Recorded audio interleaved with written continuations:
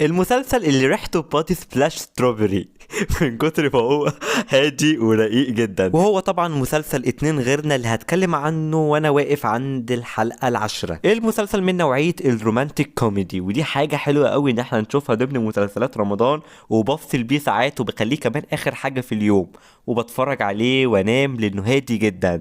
رغم انه جه في اخر حلقتين ما التزمش بده قوي، قدم كام حدث قاسي كده، ولكن احنا عندنا طبعا علاقة حب وعندنا سايد كاركترز حلوين قوي على فكرة، واجواء ظريفة وتوازن رائع ما بين الدراما والكوميديا والرومانسية. آسر ياسين في دور الدنجوان الشيك في كلامه ولبسه، ويعتبر اصلا الدور ده هو الكومفورت زون بتاعه، ولكن انا بحب آسر ياسين اكتر بره الدور ده.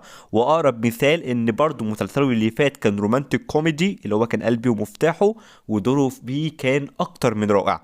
دينا الشربيني من افضل ادوارها اخر فتره، وهي صاحبه افضل باك ستوري في المسلسل كله. والبنات على فكره ادائهم رائع في المسلسل ده، زي فدوى عابد، ناردين فرج.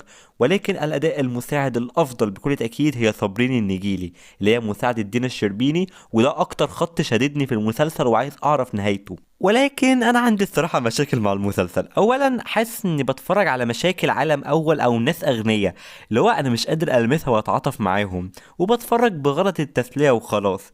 وطبعا المشكلة التانية هي الصدف الغير واقعية، ودي خلاص تقريبا بقت رول ثابتة في كل افلام ومسلسلات الرومانتيك كوميدي. والمشكلة التانية ان المسلسل كتير عليه قوي 15 حلقة في رأيي، لانه ما عندوش كثافة الاحداث اللي تكفي كل ده. ولكن الصراحة انا مش متضايق ولا بشيل هم الحلقة وانا بتفرج، بالعكس ببقى متسلي جدا، وساعات بضحك وبعجب بكذا حاجة. هو في الاول والاخر مسلسل خفيف جدا في رأيي.